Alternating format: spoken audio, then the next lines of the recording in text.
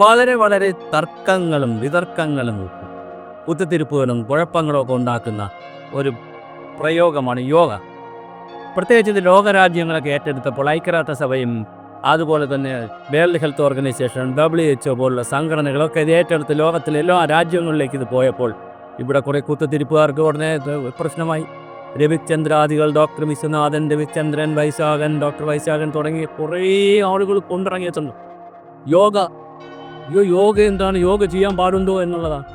വളരെ ലളിതമായി ഞാൻ പറയട്ടെ, നമ്മളൊന്ന് ബോറടിച്ചിരിക്കുന്നു, ക്ലാസ്സിലിരിക്കുന്നു, കോളേജിലിരിക്കുന്നു, സ്കൂളിലിരിക്കുന്നു, അല്ലെങ്കിൽ ഓഫീസിലിരിക്കുന്നു, നമുക്കൊരു ചെറിയ ഒരു ബോറിങ് തോന്നി, ഒരു റെസ്റ്റ്ലെസ് തോന്നി, കൈകൾ ഇങ്ങനെ ഒന്ന് ഉരച്ചാലുണ്ടല്ലോ, നന്നായിട്ട് ഇങ്ങനെ കൈ ഒന്ന് ഉരച്ച് ചൂടാക്കി മുഖത്ത് വച്ചാൽ തന്നെ എന്തൊരു സുഖമാണ്, വല്ലാത്ത സുഖമാണ്. അപ്പോൾ അങ്ങനെ വളരെ ചെറിയൊരു എക്സസൈസിലൂടെ പോലും വല്ലാത്ത സുഖം കിട്ടുമ്പോഴാണ് ഈ രവിചന്ദ്രാദികൾ വന്ന് ബഹളം ഉണ്ടാക്കുന്നത്. അവരോട് എനിക്ക് പറയാനുള്ളത്, നിങ്ങൾ യോഗയുടെ പ്രാഥമിക നിയമങ്ങളൊന്ന് പഠിക്കണം. ഇന്ത്യയിൽ ആത്മീയത എന്ന് പറയുന്നത് ഭൗതികതയുടെ അധ്യായം കൂടിയായിരുന്നു.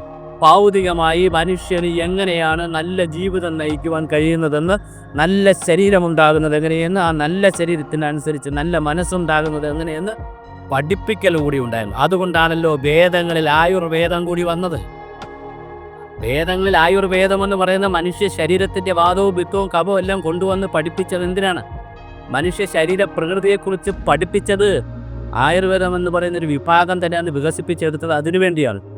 ഞാൻ യോഗയെക്കുറിച്ചാണ് പറയുന്നത്. പാതഞ്ജലി മഹർഷി അഷ്ടാംഗ യോഗ എഴുതിയിട്ടുണ്ട്. വളരെ രസകരമാണ്. യോഗ എന്ന് പറഞ്ഞാൽ ചേർച്ചയെന്നാണ് അർത്ഥം.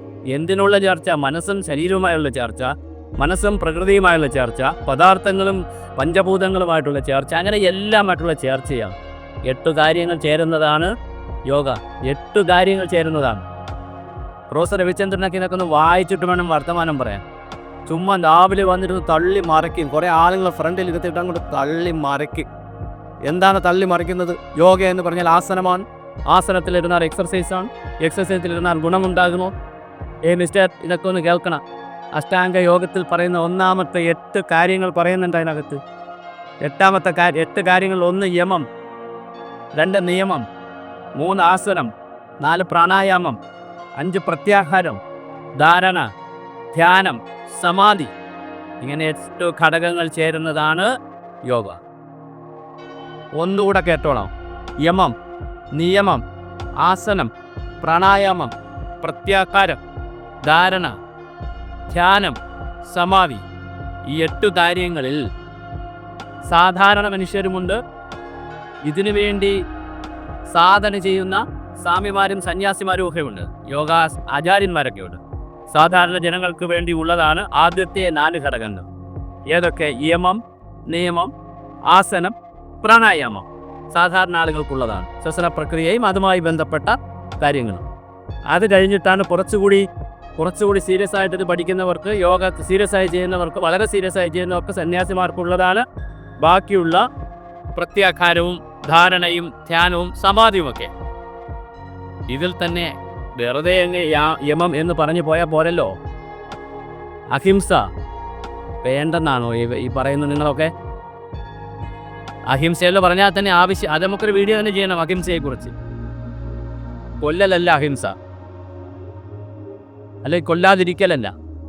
ആരെയും കൊല്ലാതിരിക്കലാണ് അഹിംസ. അതല്ല അഹിംസ. വേറെ ഒരു വീഡിയോ ചെയ്യാം.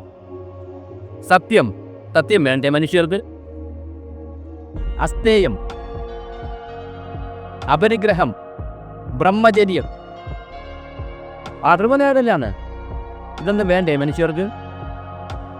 ഇതെല്ലാം കൂടി ചേർന്നാണ് യമം എന്ന ഭാഗത്തിൽ പറയുന്നത്.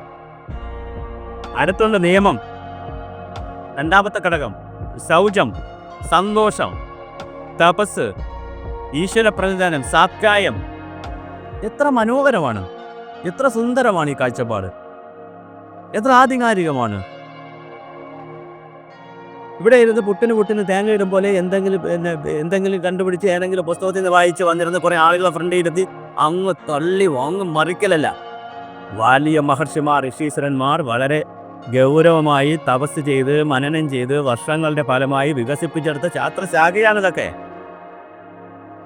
ശൗചം, സന്തോഷം, തപസ്, ഈശ്വര പ്രണിധാനം, സാത്യായ തുടങ്ങി നമ്മുടെ ശരീരം വാക്ക്, വിചാരം, പ്രവൃത്തി ഇവയെല്ലാം വളരെ ഗൗരവമായി ശുചിയായിരിക്കുകയും നന്നായിരിക്കുകയും ചെയ്യുന്നതിനെ സംബന്ധിച്ചാണ് അതിനകത്ത് പറയുന്നത്. പിന്നെ ആസനത്തിലാണ് കുറച്ച് ഈ പ്രായോഗിക കാര്യങ്ങൾ പറയുന്നത്, ശാരീരികമായി ചെയ്യേണ്ട കുറേ എക്സർസൈസുകളെ കുറിച്ച് പറയുന്നത്. അതുപോലെ തന്നെ പ്രാണായാമം, ശ്വസന പ്രക്രിയ, വലിയ വലിയ ഘടനകളുണ്ട്. അകത്തേക്ക് ശ്വാസമെടുക്കുന്നതും പുറത്തേക്ക് ശ്വാസമെടുക്കുന്നതും ശ്വാസം ശരീരത്തിൽ നിൽക്കുന്നതുമൊക്കെ ബന്ധപ്പെടുത്തി വലിയ ശാസ്ത്രമുണ്ട്. ഇത് നമ്മൾ പഠിക്കണ്ടേ? അപ്പോൾ അങ്ങനെ 4 കാര്യങ്ങൾ സാധാരണ മനുഷ്യർക്ക് നമ്മളെ ഇന്ദ്രിയങ്ങളെ, അത് ശബ്ദമായാലും സ്പർശമായാലും രൂപമായാലും രസമായാലും ഗന്ധമായാലും ഇന്ദ്രിയങ്ങളെ നമ്മുടെ നിയന്ത്രണത്തിൽ കൊണ്ടുവരാം. വികാര വിക്ഷോഭങ്ങളെ നമ്മുടെ നിയന്ത്രണത്തിൽ കൊണ്ടുവരാം. പ്രത്യാകാരമെന്ന് പറയുന്നൊരു വിഭാഗമുണ്ട്. ഇതൊക്കെ പഠിച്ചാൽ നമ്മുടെ യുവതലമുറയൊക്കെ ചീത്തയായി പോകുമോ?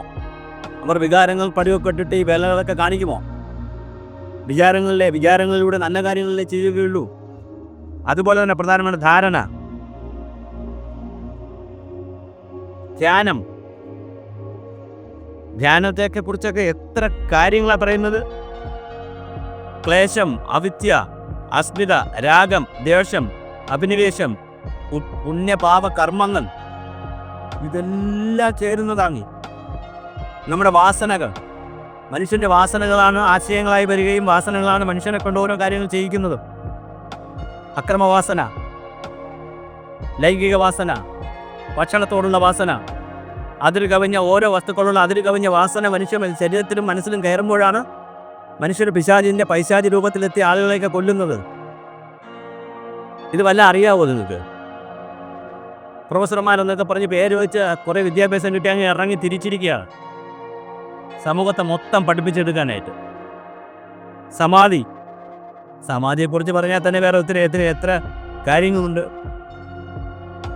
അപ്പോൾ യോഗ എന്ന് പറയുന്നത് സത്യം, അഹിംസ, ജീവിതക്രമം, ശുചീകരണത്തിൻ്റെ കാര്യങ്ങൾ, മനസ്സിൻ്റെ ശക്തി വർദ്ധിപ്പിക്കൽ, ശരീരത്തിൻ്റെ ശക്തി വർദ്ധിപ്പിക്കൽ, അങ്ങനെയുള്ള 8 ഘടകങ്ങൾ അടങ്ങുന്ന അഷ്ടാംഗ യോഗം എന്ന് പറയുന്ന വളരെ മഹത്തരമായിട്ടുള്ള പാതഞ്ജലി മഹർഷിയെപ്പോലുള്ള വലിയ മഹാരഥന്മാർ വികസിപ്പിച്ച വലിയ തത്വശാസ്ത്രവും വലിയ ശാസ്ത്രവും വലിയ കായികവും സാംസ്കാരികവും സാമൂഹ്യമായിട്ടുള്ള വലിയൊരു ഘടകമല്ലേ യോഗ?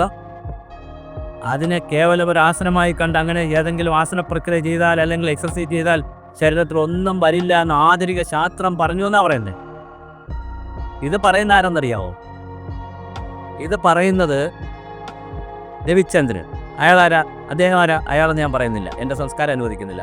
അദ്ദേഹം ഉടുപ്പില്ലാതെ ഒരുപാട് പരമ പുച്ഛത്തോടെ സംസാരിക്കും. പക്ഷെ എനിക്ക് കുറച്ച് ഉടുപ്പുള്ളതുകൊണ്ട് ഞാൻ അങ്ങനെ പറയുന്നില്ല.